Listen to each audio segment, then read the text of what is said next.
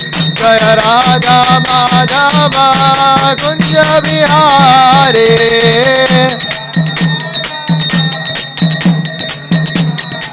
जय Radha Madhav Kunj Bihari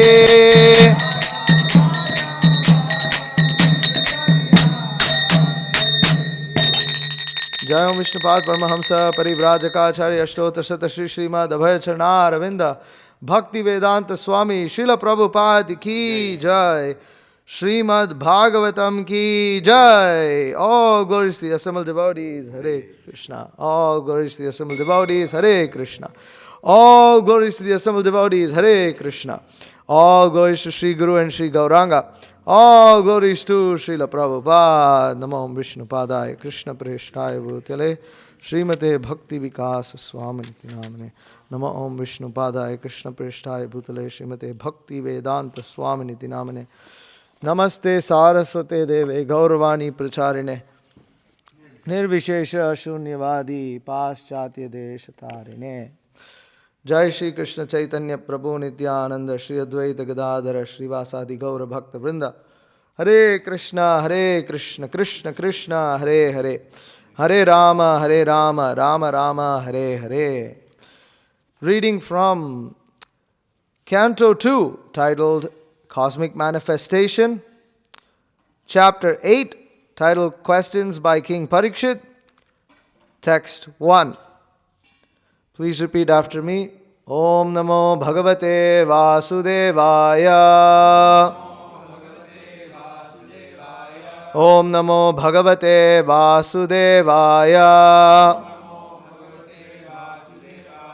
Om Namo Bhagavate Vasudevaya.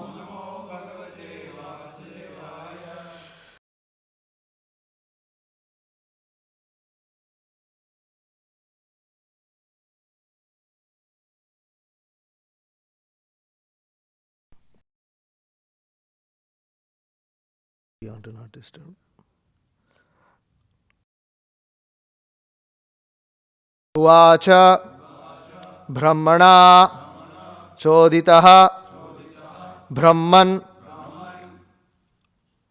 Guna Akhyane Agunasya Cha Yasmai Yatha Praha Naradaha Devadarshanaha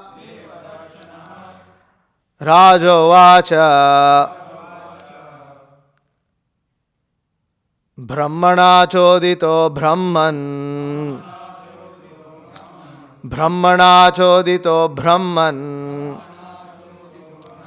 Gunakhyane Gunasya Cha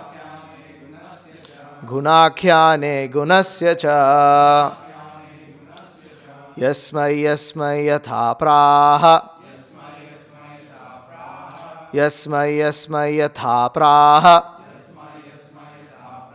Narado Devadarshanaha Rajovacha Brahmana Chodito Brahman Gunakhyane Gunasya Cha Yasmai Yata Praha Narado Devadarshanaha Rajovacha Brahmana Chodito Brahman Gunakhyane Gunasya Cha Yasmai Yatha Praha Narado Devadarshanaha. Please repeat. Rajovacha Brahmana Chodito Brahman Gunakhyane Gunasya Cha Yasmai Yata Praha Narado Devadarshanaha. Rajovacha Brahmana Chodito Brahman Gunakhyane gunasya cha. Yasmai yasmai yatha praha. Narado deva darshanaha. Rajo vacha. Brahmana chodito brahman. Gunakhyane gunasya cha.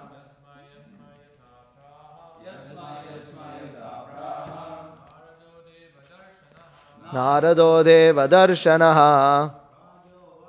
Rajo vacha.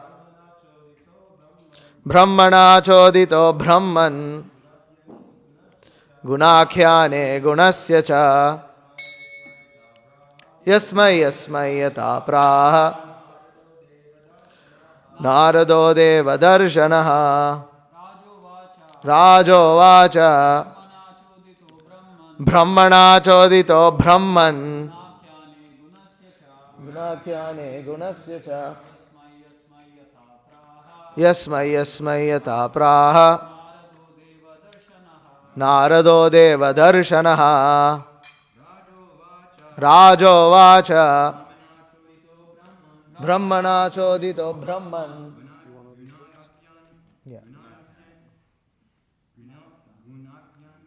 Gunakhyane. Gunakhyane. Not gunanakhyane.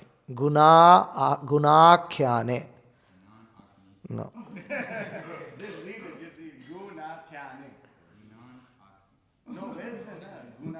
Gunakhyane. That's it. Continue. Gunakhyane gunasya cha.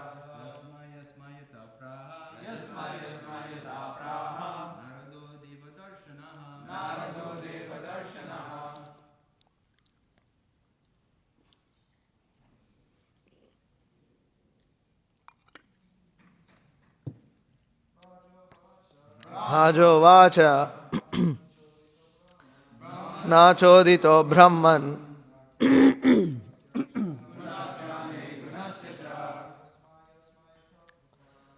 Mayasmayata praha.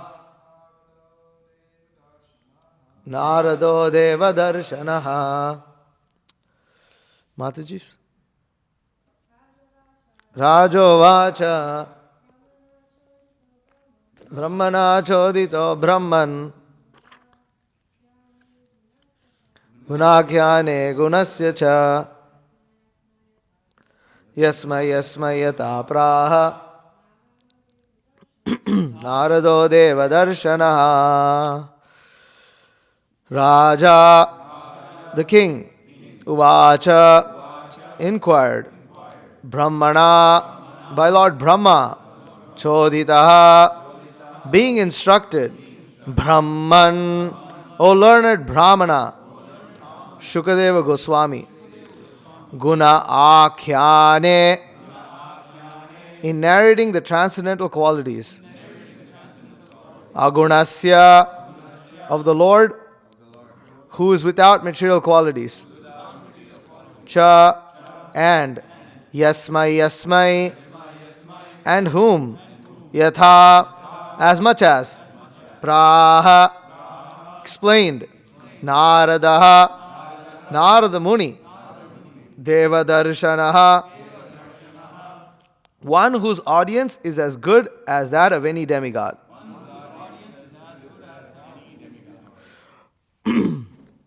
Translation purport by His Divine Grace A.C. Bhaktivedanta Swami Srila Prabhupada. Translation.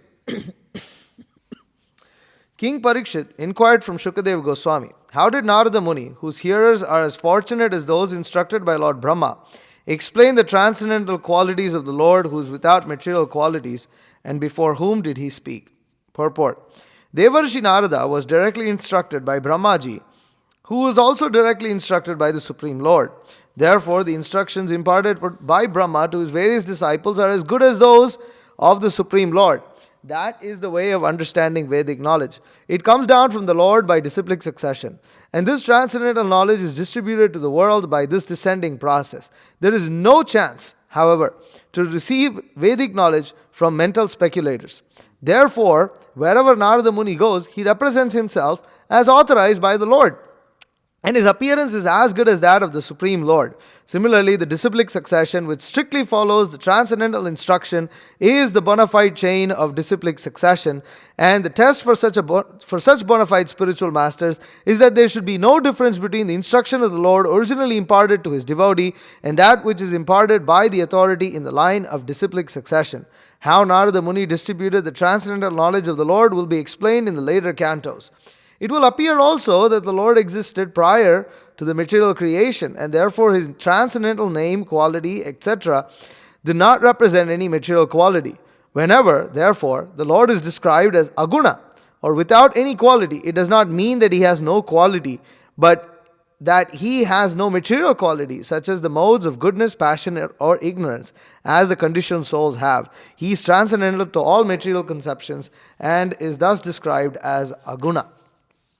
Om Ajnanatimirandasya Jnananjana Shalakaya Chakshurunmilitam Yena Tasmai Shri Gurave Namaha Shri Chaitanya Manobhishtam Stapitam Yena Bhutale Swayam Rupakada Mahyam Dadati Swapadantikam Vandeham Shri Guru Shriyutaf Padakamalam Shri Gurun Vaishnavamscha Shri Rupam Sagarjatam Sahagana Raghunathan Vitam Tam Sajivam Sadvaitam Savadhutam Parijana Sahitam Krishna Chaitanya Devam Shri Radha Krishna Padan Sahagana Lalita Shri Vishakhan Vitamscha.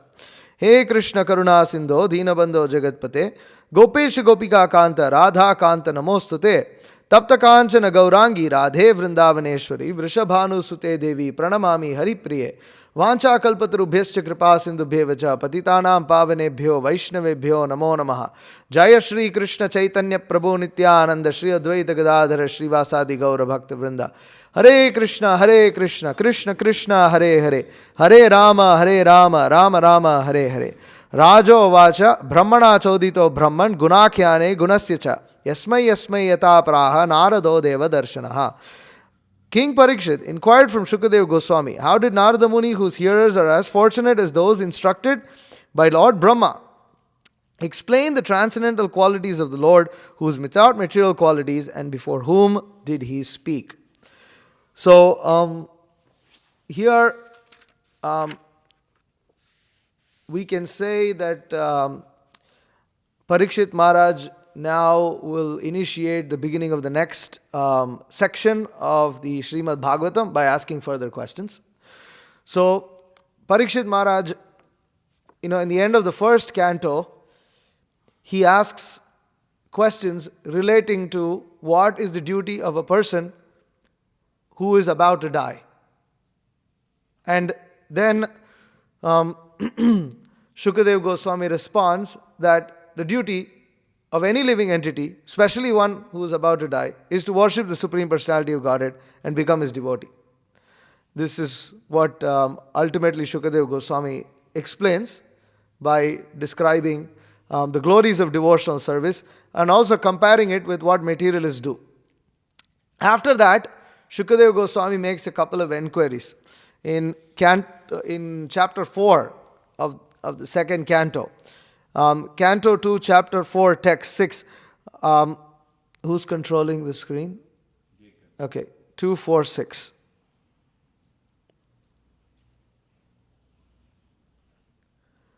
So over there, Parikshit Maharaj asked Shukadeva Goswami, I beg to know from you how the Supreme Personality of Godhead, by his personal energies, creates these phenomenal universes as they are, which are inconceivable even to the great demigods.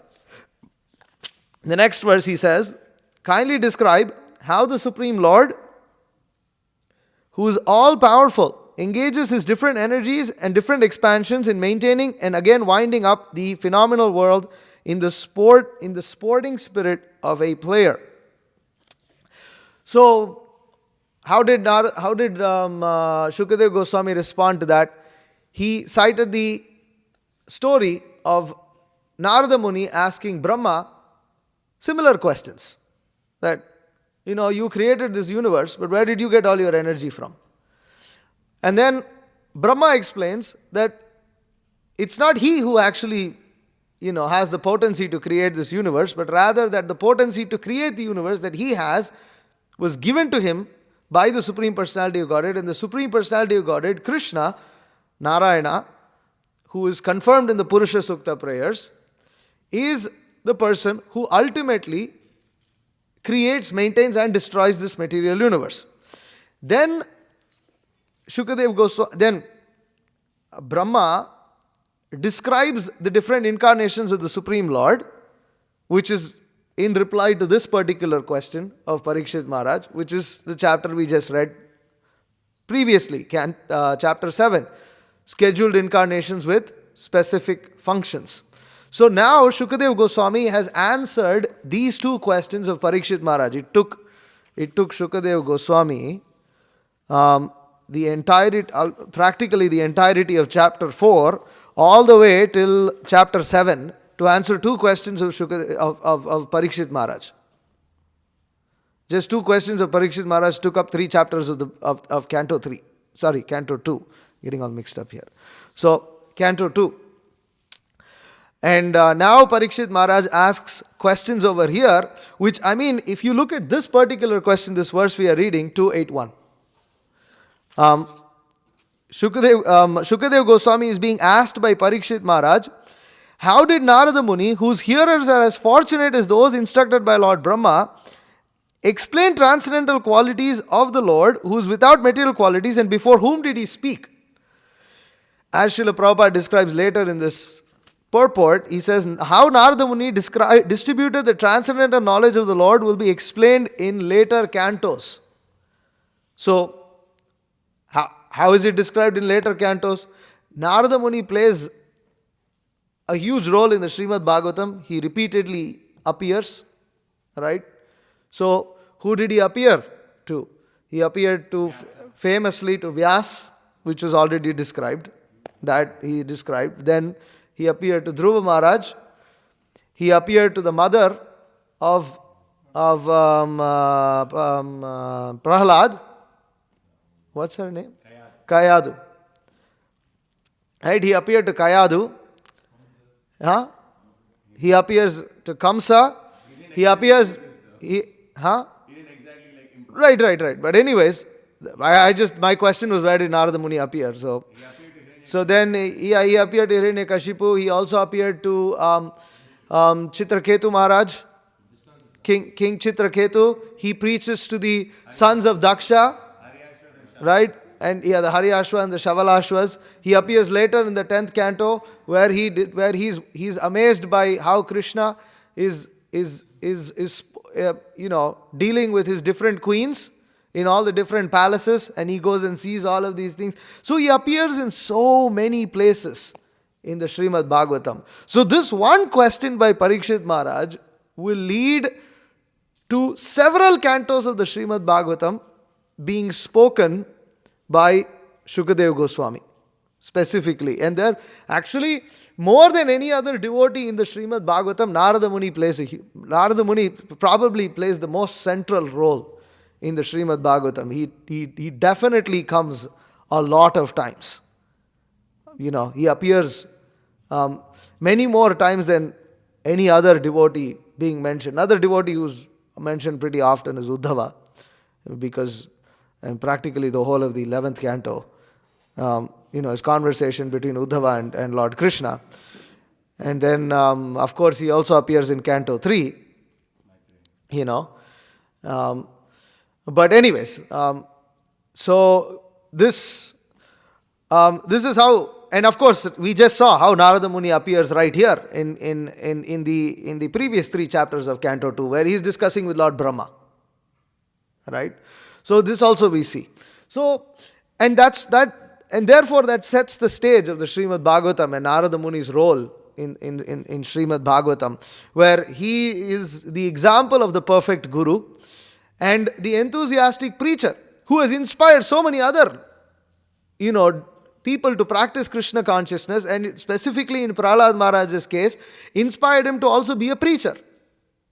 Prahlad Maharaj in his Naivo Dvije Paraduratyaya Vaitaranyas Twadvirya Gayena Mahamrita Magna Chittas Soche Tato Vimukachetas Indriyarthan Maya Sukhaya Baram Udvahato Vimudhan. So he says, I'm not, that I don't actually fear hell, But the thing is, I'm fearful of all these people who have forgotten you. And anyways, I can go more detailed into that. But the point is that there, Prahlad Maharaj describes his preaching spirit. Prabhupada would like to quote that verse, in relation to spreading Krishna consciousness and spreading Lord Chaitanya's Sankirtan movement. So this is Narada Muni's role, and this is how this question of Parikshit Maharaj, plays, a very pivotal role in the rest of the Srimad Bhagavatam. Okay. Now getting into the question and the purport over here, Shukadev, Parikshit Maharaj in the verse explains that Narada Muni's hearers are as fortunate as those instructed by Lord Brahma. So Parikshit Maharaj is directly referring to the potency of the parampara, the parampara system, the Guru parampara system. That that those who heard from Narada Muni were as good and as fortunate as those who heard from Lord Brahma. And how fortunate is Narada Muni?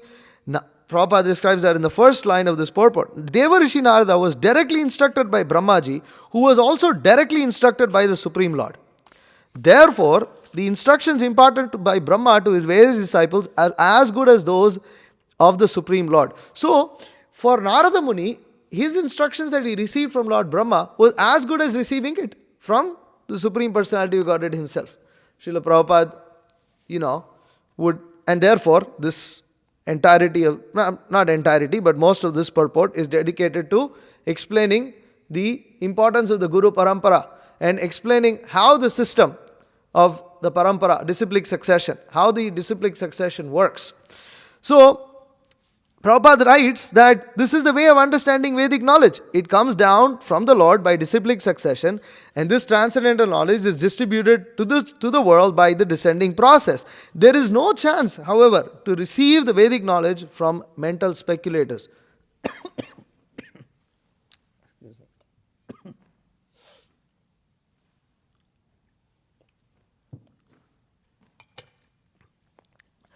So what is the nature of a sadhu? What is the nature of one who's a guru?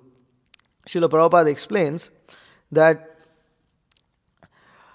the test for such bona fide spiritual masters is that there should be no difference between the instruction of the Lord originally imparted to his devotee and that which is imparted by the authority in the line of disciplic succession. In Vedic culture, so much importance is given to this aspect of guru, that choosing one's guru, accepting a bona fide spiritual master is maybe the single most important decision that one makes in one's life. Because choose a wrong one and your entire prospect of perfecting the human form of life is gone.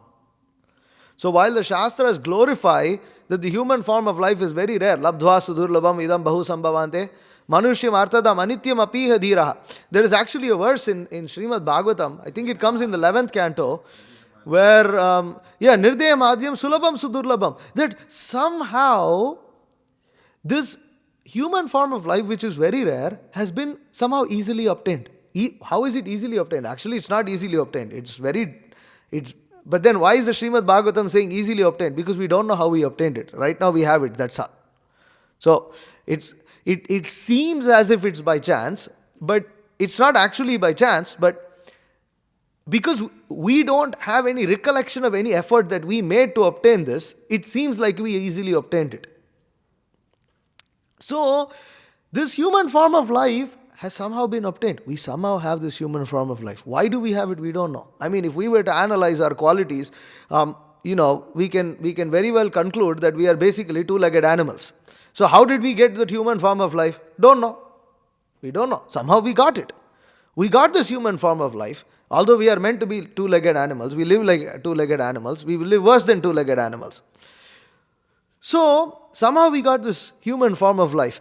Now, in this human form of life, this single most pivotal decision is to choose one spiritual master. Because if you choose the wrong spiritual master, the entire opportunity of going back home, of perfecting this human form of life is lost. So, Srila Bhakti Siddhanta Saraswati Thakur has spoken a lot in this regard. So I'll read a few things in this regard before I get into some of the other purports of Srila Prabhupada. So, this is volume 1 of the Bhakti Siddhanta Vaibhava. Srila Bhakti Siddhanta Saraswati Thakur says, this is in regards to the preacher, the Vaishnava. So here a guru is a preacher, right? So he says that a chanter of Hari Kirtan is necessarily the uncompromising enemy of worldliness and hypocrisy. It is his constant function to dispel all misconceptions by preaching the truth in its most unambiguous form without any consideration of person, place, or time. The form to be adopted is that which is least likely to be misunderstood. It is his bounden duty to clearly and frankly oppose any person who tries to deceive and harm himself and others by misrepresenting the truth, whether due to malice or genuine misunderstanding. This will be possible if the chanter of Kirtan is always prepared to submit to being trodden upon by thoughtless people, if such discomfort will enable him to benefit his persecutors by chanting of the truth in the most unambiguous manner. If he is unwilling or afraid of considerations of self-respect or personal discomfort to chant Kirtan under all circumstances, he is unfit to be a preacher of the absolute truth. Humility implies perfect submission to truth and no sympathy for untruth. Those who entertain any partiality for untruth are unfit to chant Hari Kirtan. Any clinging to untruth is opposed to the principle of humility born of absolute submission to the truth. Those who perpetually serve the truth with all their faculties, and those who have no hankering for the trivialities of this world, are necessarily always free from malice born of competing worldliness. This is like so phenomenal what Bhakti Siddhanta Saraswati Thakur is saying. Those who perpetually serve the truth with all their faculties have no hankering for the trivialities of this world, are necessarily always free of malice born of competing worldliness. So what does that mean? It can seem a little complicated, right? But he's saying that those who perpetually serve the truth with all their faculties, meaning that their entire life, what is that? Kayena manasa vacha, right? Kevalair indriyairapi. What is that? Kayena manasa vacha, kevalair indriyairapi.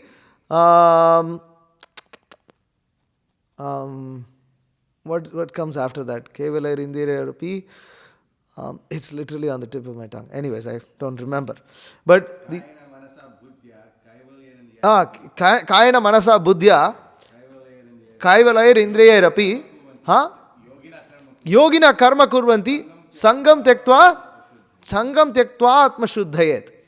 So atma shuddhayet, these are people who are purified at heart. And how are they purified at heart? Because they are engaging with their mind, body and kayana manasa buddhya, intelligence. There is also this kayana manasa vacha also comes in Shastra. Kayana manasa vacha buddhyatmanava prakrite svabhavat karomi etyat sagalam parasmai narayanayati samarpayami. Right. There's some, yeah. So the point is, by mind, body and words, by mind, body and intelligence, by mind, body, words, intelligence, senses, one has to serve the Supreme Personality of Godhead. Supreme Personality of Godhead is the truth, right? What is that? Satyasya satyam. Anyways, we had read that. Rita satya netam satyasya. Anyways, it's such a beautiful verse. We just read it, in the Srimad Bhagavatam. So, Supreme Personality of Godhead is described the truth. He is the origin of the truth. He is the basis of the truth. Therefore, those who perpetually serve the truth. So, when it's said here, perpetually serve the truth, Sahajiyas think it's some philosophical, thing. It's not philosophical thing. Supreme Lord is the truth. There's nothing other than Krishna. So, those who perpetually serve Krishna, they have no hankering for the trivialities of this world. What are the trivialities of the world? Insignificant things which have no relation to the Supreme Personality of Godhead, insignificant feelings, insignificant emotions, insignificant worldly misconceptions. And why? Because they are necessarily always free from malice born of competing worldliness. See, there is one worldly idea competing with another worldly idea, and when these two worldly ideas clash, there is malice. For instance, right now, in the world, there are a couple of wars happening. There's one war between Ukraine and Russia, because Russia has one type of worldliness, Ukraine has another type of worldliness. When these worldliness collide, there is a war. Israel has one type of worldliness, Palestine has another type of worldliness. The problem is, both are worldliness. And these worldlinesses cause malice towards each other because they are competing worldlinesses. Because literally, one party says the other party shouldn't exist. That one party demands that they need to be superior. They need to be on top. And they are not willing to cooperate with the other person. They literally want to squash out the existence of the other person. And there's a lot of malice on both sides. And the perpetual servant of the absolute truth does not have hankering for this. They are fit to admonish those who are actively engaged in harming themselves and others by opposing or misrepresenting the truth for attaining rewards in the shape of perpetuation of the state of misery and ignorance. The method employed by the servant of the good preceptor for preventing such misrepresentation of the truth is part and parcel of the truth itself. So, when the preacher presents this truth, he presents it as it is. It's generally always in opposition to what goes on. That basically, so we have this verse in Bhagavad Gita. Evam parampara praptam imam rajarshayo viduhu sakale neha mahata yogo nashta parantapa. Where does this come?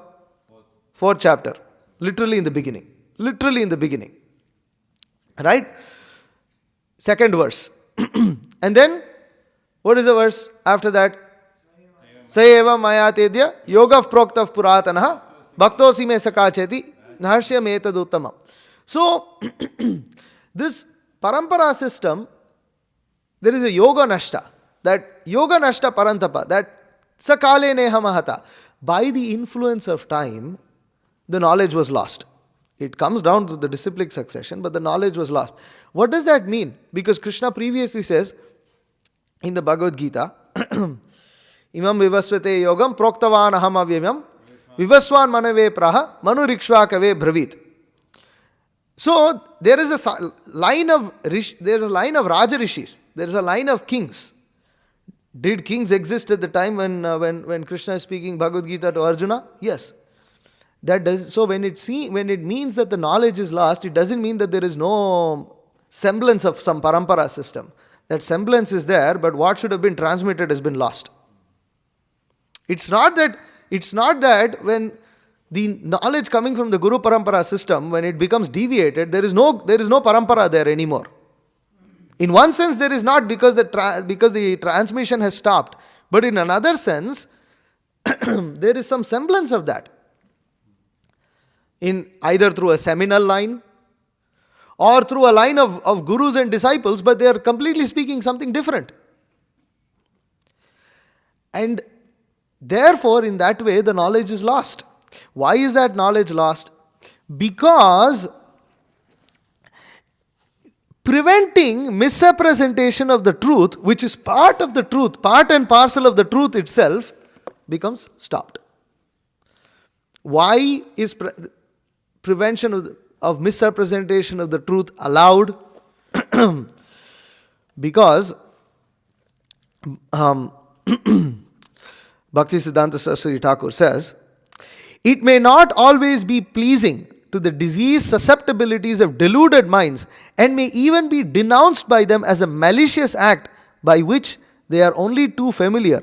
But the truthful words from the lips of a loyal and humble servant of Hari possess such beneficent power that all effort to suppress or obstruct those words serves merely to vindicate the impartial minds the necessity of complete submission to the absolute truth as the only cure for the disease of worldliness.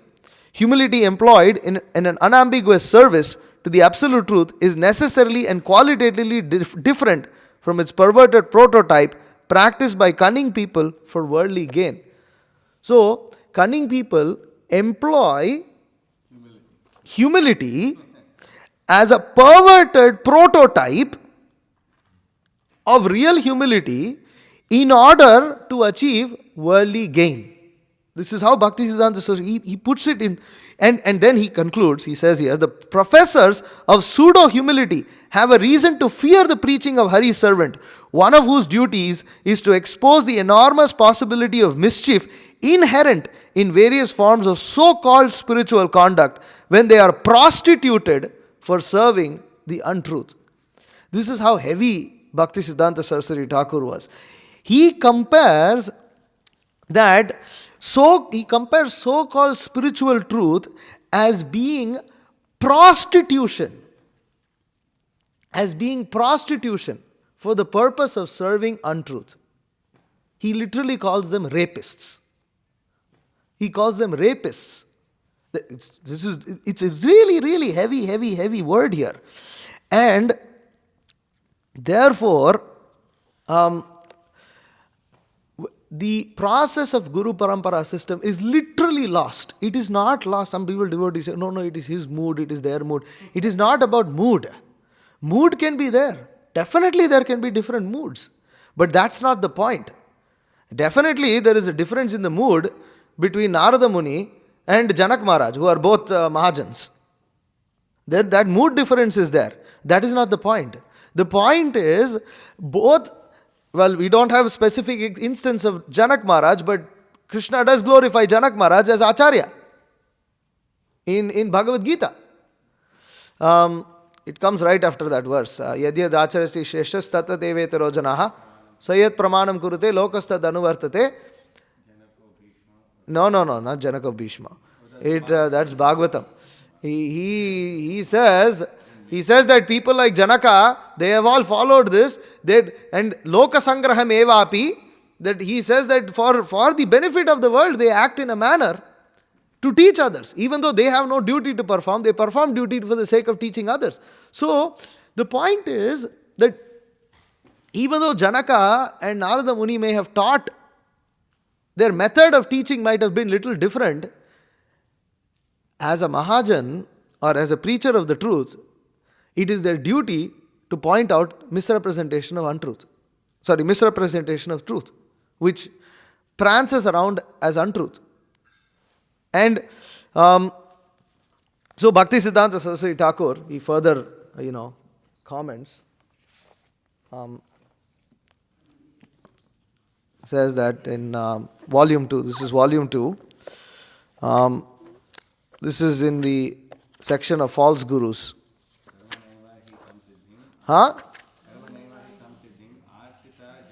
Astita janakadaya loka sangraham evapi sampashyan kartum arhati. Yeah. Arhasi. Okay. So, here Bhaktisiddhanta Saraswati Thakur, he says, a sadhu is one who will relieve me from all puzzling doubt. I do not want any incorrect worldly knowledge. A sadhu will give me the highest good. I should make friends with such a Vaishnava who genuinely desires my topmost welfare. To attain the maximum benefit of sadhu sangha, we should ever be ready to give up all mundane conceptions. If perchance we meet a sadhu or true devotee, then we shall be rescued or relieved and shown the right path for reaching our goal. He will always supply and enrich us with transcendental knowledge and service. A true devotee has no words to speak or utter except for serving the Supreme Lord. So, the Guru has no business but to speak in line with what Krishna has said in Shastra and in line with what the predecessor Acharyas have said. And why? Because by doing so, he relieves the disciple of all puzzling doubt. He relieves all puzzling doubt. Why? Because that sincere disciple does not want incorrect worldly knowledge. And Bhaktisiddhanta Saraswati Thakur continues. He says in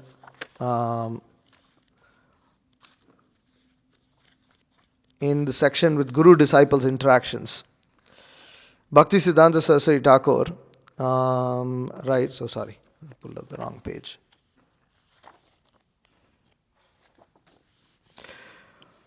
Okay. A real guru does not make disciples. He makes them into gurus by turning persons envious of Krishna into devotees. If a Vaishnava does not do the work of a guru, the spiritual Vaishnava lineage will stop. Yet, if he does the work of a guru, then he becomes a non-Vaishnava. Isn't that amazing? He says that if a Vaishnava does not do the work of a guru, the Vaishnava lineage will stop. We're talking of Parampara system. The Vaishnava lineage will stop. But if he does the work of a guru, then he becomes a non-Vaishnava. How is that? He's saying that you have to, if he doesn't do the work of the guru, the Vaishnava lineage will stop. But then if he becomes the work of a guru, if he does the work of a guru, he'll become a non-Vaishnava. He explains, therefore it is not proper that an unqualified person take the role of a guru, for that will be inauspicious and will lead to downfall. A guru does not think of himself as such, due to his strong identification within his heart of being a servant of Bhagavan. If a guru thinks, I am a guru, then the first you, in guru disappears and the word becomes garu, cow. A real guru serves Krishna 24 hours daily, having no other duty. Only one fully dedicated to Guru Seva is qualified to act as Guru of others. This is a very, very important point, that there is no example of a spiritual master within the Vaishnava lineage who is not 100% dedicated to the service of his own spiritual master. 100% they have to be dedicated. 100% dedicated to the instructions of their spiritual master. They can never ever minimize the instructions of their spiritual master. It can never be done. Nor can they say that those instructions were relevant to me at one point of time and now they are no longer relevant for people anymore, etc., etc., etc. This is also a form of minimization. Unless the spiritual master himself had put time, place, restrictions on a particular instruction, the disciple cannot do that. The disciple cannot minimize the instruction of the spiritual master by saying, no, that was 40 years ago. What he said was meant for 40 years ago. It has no relevance right now. I would change his mind. And if he were to come here, I would be able to change his mind. These are things that actually people say in relation to Srila Prabhupada. Actually, if Srila Prabhupada was here, we would convince him how, gay, lesbian, transgender, etc. is not illicit sex. But these kind of people are also serving as gurus. That's a fact. This is very dangerous. It's very, very dangerous. He writes, Maharaj writes, quoting Bhaktisiddhanta Saraswati,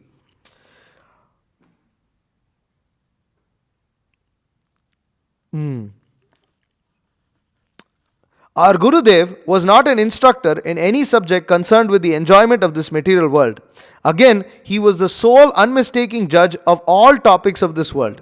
So the Guru, those who are materialists, they get very upset. Because devotees like Srila Prabhupada and Bhaktisiddhanta Saraswati Thakur practically commented on anything and everything.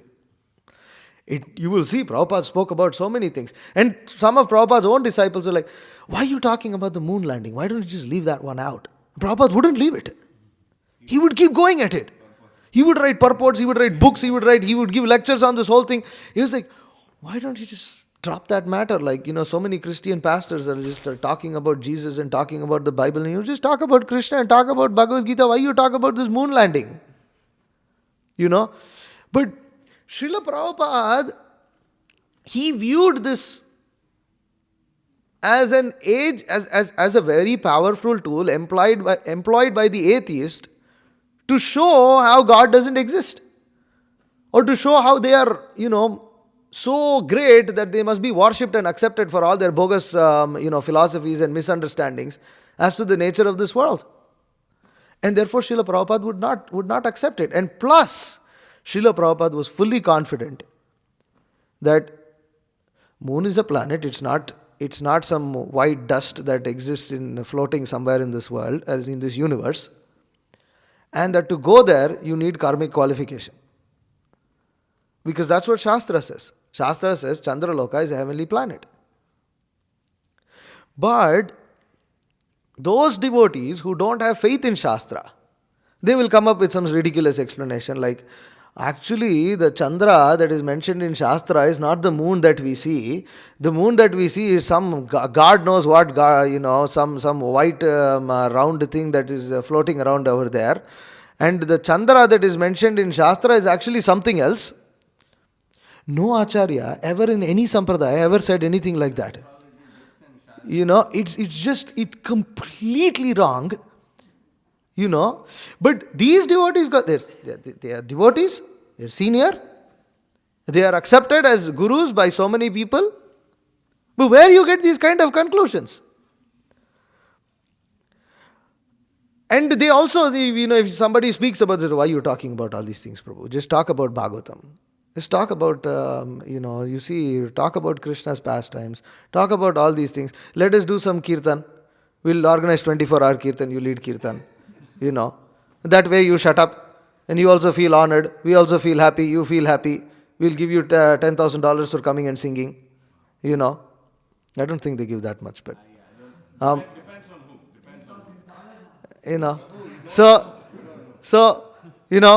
who.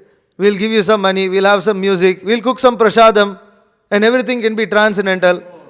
And we can all dream that we are going back home, back to Godhead. And on the other side, we'll raise the Indian flag and be very proud that, India landed on the moon by the mercy of Krishna. And or something like this. You see, this on one hand, you are still stuck with the misconception that you are an Indian and that you are celebrating India's progress in the world. On the other hand, you are dreaming in Kirtan Mela that you are going to, you feel like you are in the Ras Leela. How is this? It doesn't go together. It doesn't go together. And Bhaktisiddhanta Saraswati Thakur says, because of my weakness, not everything my Gurudev said entered my heart. This is his humility. He's saying, my Gurudev, he is the sole unmistaking judge of all topics, while at the same time, he doesn't instruct with concerning the enjoyment of this material world, and because of the weakness of the conditioned soul, all of the instructions of Gurudev doesn't enter into his heart. Yet, I have millions of tongues and millions of heads to repeat whatever he did enter my ear by his mercy, and a lifespan of millions of years in unlimited universes for broadcasting descriptions of his incomparable, non-harmful compassion. So, Bhaktisiddhanta Saraswati Thakur, out of his humility, is saying that I'm conditioned, I actually don't fully grasp everything that my spiritual master has told me, but whatever I have grasped, I will repeat it without changing it. And for repeating that, may I have millions of, years of life, and may I have, what is he saying? He's saying millions of tongues and millions of heads to repeat this. That will be my Guru Puja. He will be satisfied and being pleased will shower unlimited mercy, whereby I will be able to broadcast descriptions of his mercy with even more millions of tongues. On that day, I will get release from the glorification of all topics related to this destructible illusion and from all kinds of mundane education within this universe. So this is how our acharyas are purifying us. Our acharyas are purifying us by asking us to perform Guru Puja. But what is that performance of Guru Puja? It is not just chanting Jai Prabhupada. That is good. That is important. That is fine. That also should be done. But that alone is not sufficient. The Guru Puja here is to repeat enthusiastically whatever has entered our ears, whatever we have grasped from Srila Prabhupada, and repeat that without changing it. That will be our Guru Puja. And why to do that? Because when we do that, we will get release from the glorification of all topics related to this destructible illusion and from all kinds of mundane education within this universe. We will become free from material desires. We will become free from lust, anger, greed, envy, all kinds of misconceptions, all kinds of philosophical problems, and all kinds of miseries arising from that. This is the power of Guru Puja. And this is literally the system that Lord Chaitanya has established. Bharata bhumite hoile manushya janma jar, janma sartha kari karo para upakar, prithivite ache jata nagara adigram, sarvatra prachara hoibe morana. That, what is the other verse in that regard? Yeah, but what has come before that? No, what is the line that comes before Amar Agya Guru Haya Tara Idesh? Yare deka tare kaha Krishna Upadesh, Amar Agya Guru Haya Tara Idesh. So he says, Yare deka tare kaha Krishna Upadesh. Or same thing, Bharata bhumite hoile manushya janma jar. Janma sartha kari. You have to perfect your life. Karo paro upakar. You have to give this knowledge to others. And our Acharya has explained that these are not two different things. It's not that first you purify yourself, then you explain it to others. No, by explaining it to others, by doing this Guru Puja, by repeating what we have heard, we will become purified. We will attain perfection. And then what happens? Bhaktisiddhanta Saraswati Thakur says, he will be satisfied and being pleased will shower unlimited benediction. Unlimited benediction from the Guru. We cannot even handle unlimited benediction from the Guru. When unlimited benediction from the Guru comes, we will be swept away by that mercy. It will carry us to a place where we have no access to. That is the unlimited benediction, whereby I will be able to broadcast descriptions of His mercy with even more millions of tongues. So what happens when we describe, we've been benefited by this Bhagavad Gita. Now we are encouraging somebody else to take this. By doing that, we become pleased by Guru. Then automatically what happens? We become perfect. Then that perfection results in even more enthusiasm in wanting to glorify Supreme Personality Godhead. It is not that I will distribute books for 10 years. After that, I am going to do Nirjan Bhajan in Vrindavan. That's not how it works. That's not what Bhaktisiddhanta Saraswati Thakur is saying. It is not that I am doing all this devotional service, I am distributing all these books because as one guru said, this is karmakanda activity for those who the book distribution is karmakanda activity for those who are neophytes, and because you are very agitated, you are in the mode of passion, you need to do some book distribution. But after that you will realize that what you have to do is just sing and read and chant and do Harinam and do Kirtan and do like this. All the book distribution is for those neophytes, the passionate devotees, who need to hop around here and there from the temple room, Yeah, and so this kind of misconception is not what Bhaktisiddhanta Saraswati Thakur is talking about. Because it is not that after some glorification of Krishna and after here as it is said, we are broadcasting. After broadcasting the topics of the Supreme Personality of Godhead to others, at some point of time we will feel that that's enough. It doesn't happen like this. These are all false gurus. All of this is false gurus, and those who follow them are completely brainless. It's very unfortunate. Very, very unfortunate. So these kind of gurus cause more harm than good in devotional society. Can you pull up chapter 3, text 21 of Bhagavad Gita?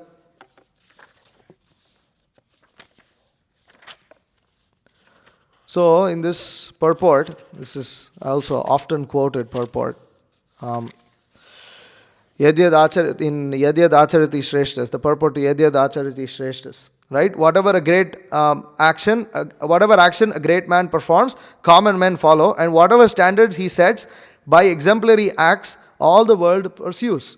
So here Prabhupada is speaking about Acharya. Who is Acharya? Prabhupada writes in the purport that therefore, a teacher, Acharya, must follow the principles of Shastra, scripture, to teach the common man. The teacher cannot manufacture rules against the principles of revealed scriptures. You cannot manufacture rules against revealed scriptures. You cannot say that revealed scripture, or coming through the Guru Parampara system, says, Chakshudan Dilojay Janme Janme Prabhu se. That Life after life, my spiritual master enlightens me. Life after life, I will serve him. This is the mood. Because why? Relationship with spiritual master is not a material relationship. Anything that is not material is eternal. Our relationship with the spiritual master is also eternal. It is not temporary. It cannot be temporary because it is based on Krishna consciousness. It is an eternal relationship. Even after going to the spiritual world, one will know who one's spiritual master is. It is not that one will forget that. It's not like the relationship where one forgets, like we don't remember who our parents in our last birth were. No, it's not like that. It's not like that. And therefore, there are instances where, disciples who have fallen, for instance, Bilomangal Thakur recognized his guru came, spoke to him through this prostitute, Chintamani. That disciple will be able to recognize, here is my guru, here is my spiritual master. Prabhupada also recognized that his Guru Maharaj was speaking through Bhakti Pragyan Keshav Maharaj, telling, you should take initiation, you should take sannyas, you should take sannyas, you should accept sannyas. He recognized, because a disciple can recognize the spiritual master. It's an eternal relationship. See, so, and if somebody says, no, you see, that's all required for some swords for fighting illusion and this and that, but after that you just worship Krishna. Just chant Hare Krishna and worship Krishna, forget about all of these things.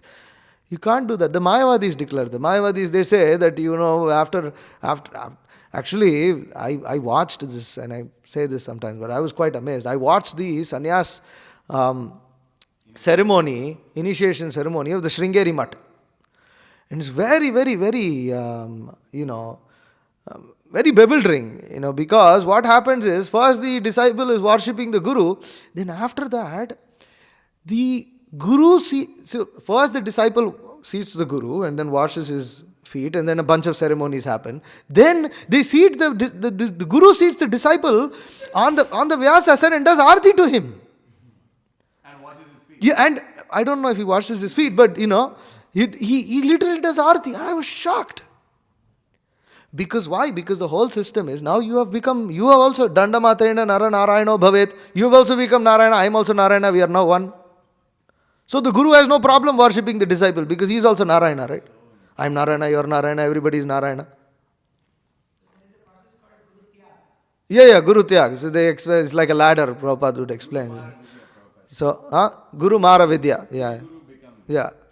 So Prabhupada continues here, the revealed scriptures like Manu Samhita and similar others are considered the standard books to be followed by human society. Thus, the leader's teaching should be based on the principles of such standard shastras.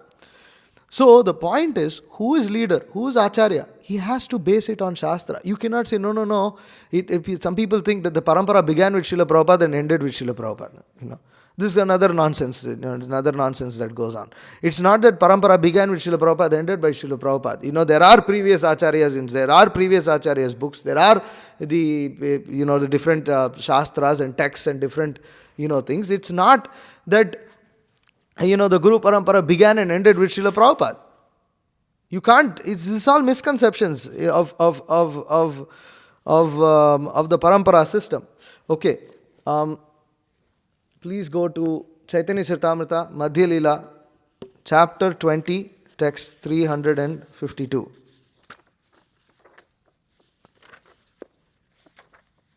This is another famous one quoted in regards to Shastra.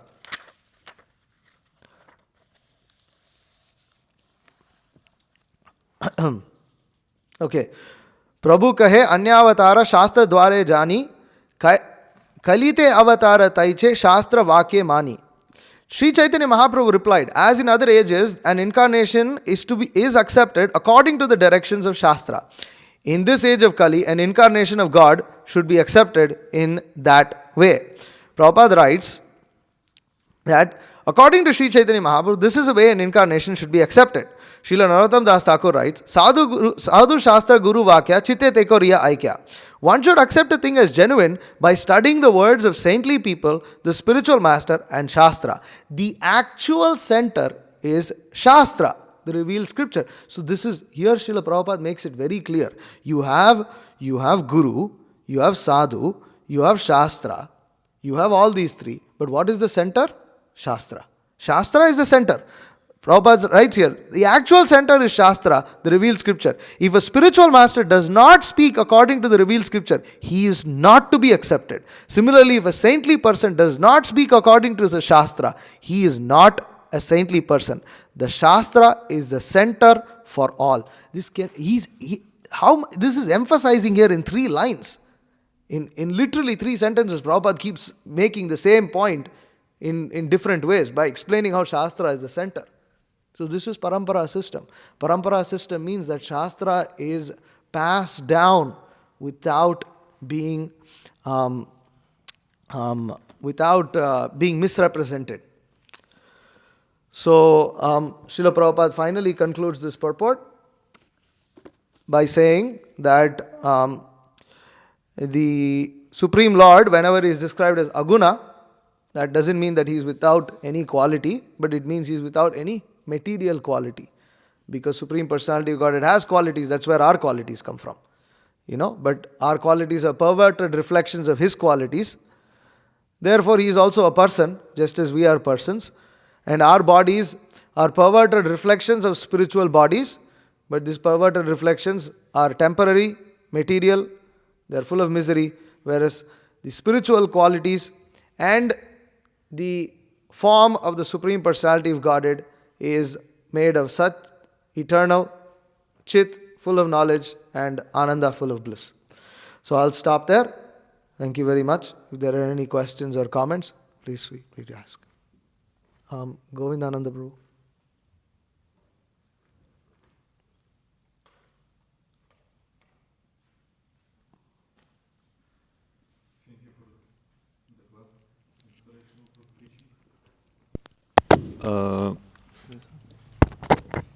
I had 2 questions. You said that if one chooses wrong guru, his human life is spoiled. Idea came to my mind. If a person, sometimes people do mistakes. He accepts initiation in some, somewhere, but he takes shelter of Prabhupada in ISKCON. So, is it anyway spoiled his life? Yeah, one mistake can be corrected, but and if that, he's very intelligent, then he does that. I personally also, almost took initiation from someone before I, was a Sahajiya, because, he was, he was instructing me to chant Nityananda, Nityananda, Nityananda, Nityananda, Gauranga, Gauranga, Gauranga, Gauranga, Gauranga. And, so I used to chant 4 rounds of Nityananda, Nityananda, Nityananda every day. 4 rounds of Gauranga, Gauranga, Gauranga every day. And then he would say, if you have time, you chant Hare Krishna, otherwise it's okay. And, he really wanted to give me initiation, but I didn't feel I was qualified. Wow. So somehow or the other I escaped that. But I more or less at one point of time I was like, oh yeah, he's pure devotee. He's great. And it was one thing that ticked me off was that he recorded a video of himself. So there is this song, Khoda Nitai, Nityananda Prabhu opens up the marketplace. So but there was a video that he posted, Borasuker Kabar Gai, Borasuker Kabar Gai by Bhakti Vinod Thakur. A very nice song, amazing song. Maybe we should sing that sometime, the bhajan, if we forgot. So, but then he recorded a video of himself. It was literally a selfie. In those days it wasn't selfie, so you had to turn the camera around, and he's crying and crying, but he's able to hold the camera and go around the whole room the whole time. Wow. How you are in so much ecstasy, but you still have enough grasp over your senses that you're able to hold the camera. And the tape is playing in the background. And I just didn't it didn't sit well with me. It was like, how is this possible? It's like, initially I was like, oh wow, look, Guru Maharaj is in so much ecstasy. That's so but then, the thing is, one who's sincere, Krishna protects them because they It's not that they just accept something, because as Bhakti Siddhanta writes here very nicely, right? He explains in that in this 259.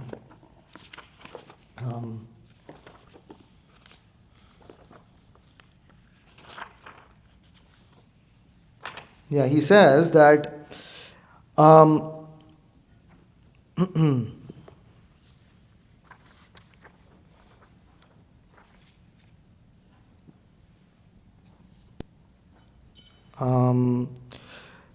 no, it was the other one. It was the other word. Anyways, I don't want to waste time, but the point is that Bhakti Siddhanta Saraswati Thakur, in the previous quote I read, he says how the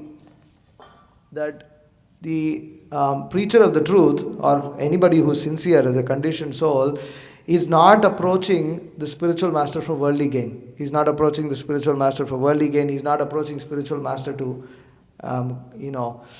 feed his misconceptions, but he's really approaching spiritual master to find the truth. And we have to understand that finding the truth actually never stops. It's because worship of the truth means, Krishna is truth, but Krishna is unlimited. Therefore, the more we know about Krishna, the more we understand that remains to be known. And devotional service in that way just keeps increasing all the time. And therefore, a student never becomes a dull idiot after coming to a spiritual master, turns his intelligence off. It should never happen like that. Otherwise Bali Maharaj would not reject Shukracharya. That example is an example where he accepted bad guru, but then, being intelligent disciple, he was able to reject bogus, guru. So. Can I second? Okay. Huh? Let him just finish. Yeah, thank you. And second question, you said we should never minimize Guru's instruction. That if you speak with spiritual master, everything he said, is it instruction for disciple or not? Or should we consider it as serious as straight instructions? Srila Prabhupada was once asked a similar question, and Prabhupada said it requires a little intelligence. Mm-hmm. That was Prabhupada's answer. Meaning that, it becomes very evident if one reads the spiritual master's instructions and is willing to discuss it. And that's why, one can sometimes discuss about these instructions with other devotees. Prabhupada said this, so Prabhupada also said something completely contrary. How do we understand this? And then, there is some discussion that happens. But then the conclusion also should be in line with Prabhupada's mood, his mission, his example, the previous acharyas, Shastra, should not become something contrary. So that it requires some intelligence and some understanding of devotional service also is required. Otherwise, you won't be able to get it. Prabhu? As far as you are mentioning about the person getting an unfortunate, he's unfortunate that he got a wrong guru. We know that from Shastra that a human being is not considered a human being, he is considered an animal if he does. Oh, I'm sorry. A human being is not considered a human being, he is considered an animal if he doesn't have a guru. If he doesn't have a bona fide guru. And as you know, tasmat gurum prapadyeta jigyasu shreyottamam. The point is, one should accept a guru to understand the shreyottamam. And as you said, unfortunate that he is getting a wrong guru. So Shastra gives prevalence for that also, privilege for that. Guru api aviliptasya karya vyavastitah उत्पन्न प्रतिपन्नस्य parityago parityago vidiyate. The point is, if the disciple who is at least trying to follow, is trying to, my bona fide disciple, if he sees that Guru api aviliptasya, he doesn't know what to do and what not to do. Karya vyavastitah. Tasmat, he is, the Shastra allows to reject the Guru, but it never says, Shastra never says, no, over. No, all the Gurus are gone, so only Prabhupada is the Guru. That's all. That Shastra never says. Yes. So you have to find out. Tasmat Gurum Prapadye, the living Guru, you should find out. Jigyasu Shreyottam, so that he can pull your ear. Yeah. That's what Prabhupada said that. Another topic. Now Bhagavatam, book Bhagavatam and person Bhagavatam, what is the difference? Is that everything is the same? Good. I read is in Krishna Prabhupada said store. Anybody who reads his book is initiated. Yeah, there is a website called krishnastore.com wherein they sell these Ritvik books and all, original books. There is one person is asking a question that these people are telling me to purchase the whole Bhagavatam, 11th canto, 12th canto and all, and they're telling me to come and hear this one. No, these are all rubbish. Prabhupada is there in Bhagavatam, you just read and don't bother about that. But this is not the thing. But don't bother about what Prabhupada says in the Bhagavad. So Prabhupada Bhagavatam, so many times he says you have to read up to that's 12th the canto. that's the point. Till Point 11th is canto, 12th canto, Prabhupada writes in his you are book. reading from Prabhupada's books that you have to approach a spiritual master, and you approach a spiritual master. That doesn't mean that some like an Ekalavya you approach some murti. You should have the eyes to see. Yeah? So the point is, Shastra gives prevalence to reject the Guru. What are the qualities so that you see that and you reject him, but at the same time you're not that okay, you accept something and you accept think that is Guru. No, you have to approach Tasmat Gurum Prapadyecha Shreyottamam. Then the shloka comes, that Mandukopanishad, the last shloka. What is that? What is that? Yasya deve parabhaktir yatha deve tatha guru tasyaite katitahi artha prakashante mahatmana. You understand that as the spiritual master and you have the same faith as the Supreme Lord. So that way one is not unfortunate. That is the whole point, is that is not that I am unfortunate, that's why I don't have any guru. Mahotsav.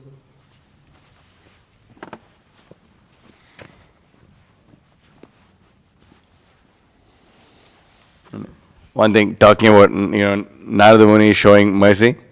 He also, in the second canto, we just said that the four Kumaras, they also say our older brother showed us mercy. So the four Kumaras also were recipients of Narada Muni's mercy. And, Narada Muni also showed mercy to Hare Krishna devotees. yeah, I mean, there are places where Prabhupada said twice, Narada Muni came. thrice. 3 times, yeah. So Narada Muni came. Narada Muni was there, you didn't see.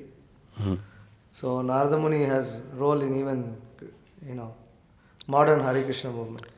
In Bhaktisiddhanta Saraswati Thakur was saying that the professors of pseudo-humility use humility as a weapon.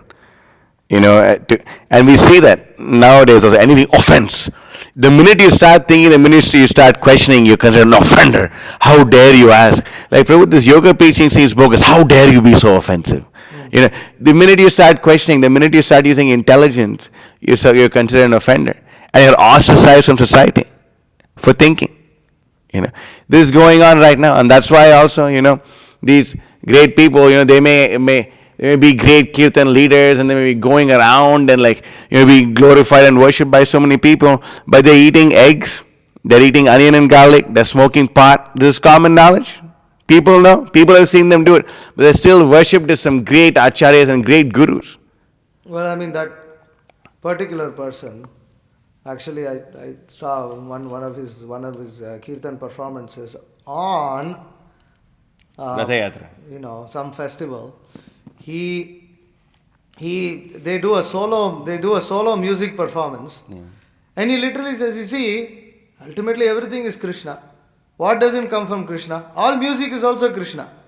So therefore this music is also Krishna, and they just play music in the temple room. That's Amazing. all. It's literally a musical concert, nothing, just musical, finished, nothing more than music, no holy name, nothing, just play music. That's it. This is also Krishna. So these things are going on in front of Srila Prabhupada's Murti, So these people may have these amazing names, but they're just Gora Viruddha. They are enemies of Lord Chaitanya. Enemies of Lord Chaitanya have infiltrated the movement and are selling sense gratification. And devotees en masse are falling prey to this. And the minute you speak about it, you are the offender. And that's the point. This is what Bhaktisiddhanta Saraswati Thakur is speaking of, professors of pseudo-humility. And this is nothing new. This was happening during Bhaktisiddhanta Saraswati Thakur's time also. It's the same exact thing. History repeats itself. And those who don't learn from it will be sorry cases. Yes, anyway. Janardhan. Hare Krishna. If in the past you got initiated by a guru who was following at the time, but then they fell away for whatever reason, is it required for them to get reinitiated in order to have that established connection with the parampara? So they should accept a bona fide spiritual master, whether that bona fide spiritual master re-initiates them or just as you have that name, you have everything, just take shiksha. The point is instruction should be received. If that instruction is not received, then it doesn't work. It's like, who is your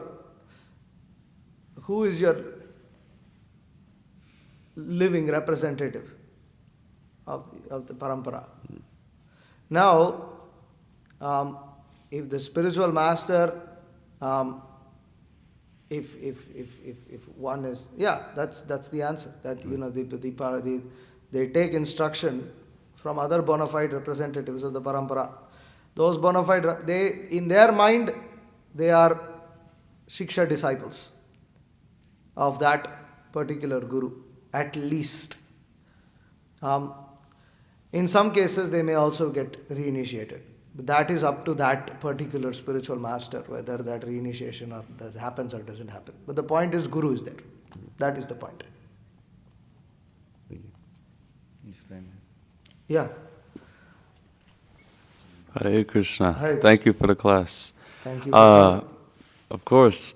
I wonder, like with the disciplic succession, how does one ensure that their guru is true? A lot of people find the guru because they speak to them, but a lot of times what speaks to them is their own values and their morals. And yeah, it may be based on the sastras and the Srimad Bhagavatam, but everyone read the Srimad Bhagavatam, but they're not all interpreting it the same. Why aren't they all following it the exact same? So how do you know that is pure? How do you know that is true?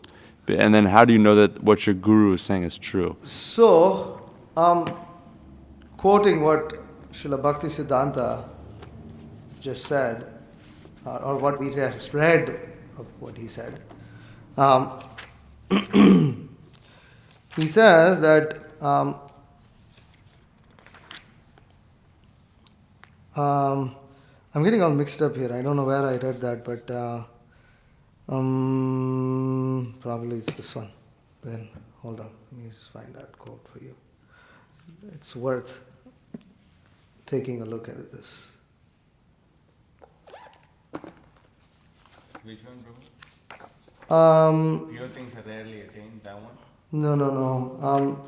He says that they settle all these misconceptions. Like the person who slaughters animals. Okay, yeah. It is his constant function, referring to the Guru, to dispel all misconceptions by preaching the truth in its most unambiguous form. The form to be adopted is that which is least likely to be misunderstood. So the point is, the preacher or the genuine Guru is able to completely dispel doubts. And until one's doubts are dispelled, one hasn't really found a spiritual master. When you have these doubts, it's just like you're saying, okay, people are approaching and they want to hear, but then there's just people confirming their own, their own philosophies, outlooks, perspectives on life. And that's really true. And it's great that you even observe that. You're intelligent, otherwise most people don't even recognize them. Most people think, that's obviously that's the truth because that's how I feel it. And you're also right. So many people read the Srimad Bhagavatam, so many read Bhagavad Gita. Bhagavad Gita was there before Srila Prabhupada wrote a commentary on it, and so many people were reading and so many people were commenting. But the difference between Srila Prabhupada's Bhagavad Gita and the difference that his disciples experienced and those who followed him experienced was the fact that they gained clarity from misconceptions. All doubts were settled. You could move to that side if you want, or if you're enjoying the sunlight, then it's okay. But that's the litmus test. The litmus test is that one's doubts are destroyed, but it's not just doubts are destroyed, those doubts are destroyed with reference, with substantiation from Shastra, from scripture. It's not just whatever they feel like saying. Just like, for instance, a person who's attached to whatever this LGBTQ or whatever, they may go here, there, and then somebody says, actually, love is God, God is love, love is everything, love is love, and this, that, and they feel their doubts got clarified. But there was no, what is the basis of what they said? God is gay, God is lesbian, God is I am God, you are God. Actually, this is said by a Christian preacher. I am God, you are God, God is gay, God is lesbian, God is homos, God is trans, and they feel their doubt is got clarified. But it has no basis. He claims to be a Christian, never said in the Bible, Jesus never said that, nobody ever said that. He doesn't think that. So that's also not a qualification of Guru. So he has to be, that the doubts have to be dispelled with authority of Shastra, with authority of scripture. Is that okay? Thank you. All right. You want to say something? Yeah. I'll make it quick. This is important point. Siddhanta balya chitte nakaro alas iha haite Krishna lagi Siddhidam understand. Should not be lazy in understanding scripture, discussing points, considering them controversial. If we read Shastra, so many points in Shastra are controversial. For example, non-devotees have no good qualities. And so Prabhupada's purport so controversial. But those who discuss it in order to increase their attachment to Krishna, that's the point. Another point also, Visnu-citta Prabhu was thinking that not many people read the Bhagavatam these days. I'm sorry. There was a poll taken in a meeting of leaders of a very prominent Krishna conscious society, which you may be aware of, and there, I'm not taking names, there was a poll taken as to how many of the leaders all read Bhagavad Gita. You know how much percent of all the 100 of percent? 2% read the Bhagavad Gita. How many of you read the Bhagavatam? No. I think, anyways, you're mixing up numbers here. But what's the number? 2% Bhagavad Gita, but I think it was 2%, Oh, yeah, okay, right. And Bhagavad Gita was what? The whole books, all books of Prabhupada. Oh, right. Yeah. And when it came to the Bhagavatam, very few people read. When it came to the Bhagavatam, 2% of the leaders read the Srimad Bhagavatam. No, you're cooking. No, I'm not cooking this. I can pull up this number and show you.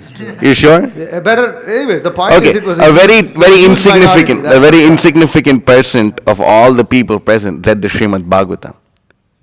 So that's the point. Then, if you've been a leader in the movement for 10, 20, 30 years and you haven't read the Bhagavatam, what are you teaching them? What is your conception of Krishna consciousness? Where does it come? And then when someone comes and actually tells you the Bhagavatam, then you actually consider that person bogus. So many people say that you should not distribute these books. These books you should not do it. It's very bad.